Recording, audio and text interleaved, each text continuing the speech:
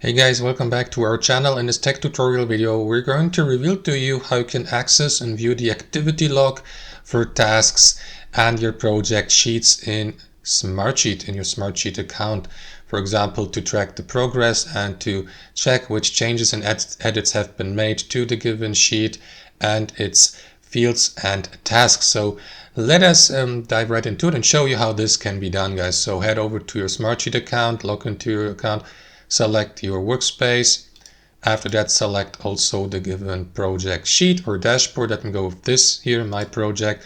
So what you want to do, guys, to access the activity log is actually simple. You will need to switch from the table or board view or any other view to the Gantt view here.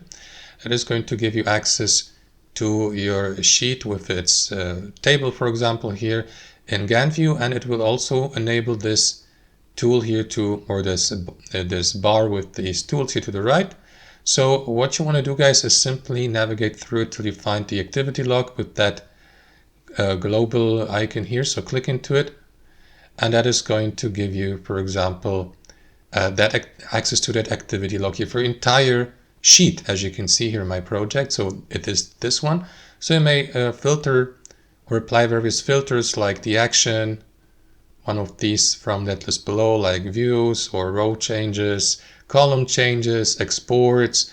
You may filter by collaborators. And here, guys, simply go through that activity log and you will see, for example, these changes and edits for the given sheet, like when the sheet has been renamed, when cells have been changed, rows have been inserted, sheet has been viewed, as you can see pretty often by me. You will see the date here to the right. And you may even download that activity log or select the date range here, for example. So as you can see, we have let me read that date here. It's American format, so it's 29th September to 6th October, which is basically the last week. So you may customize it, of course, and select a different time range. And last but not least, download your activity log by clicking into this button as a zipped or zip file CSV export. And that's basically it.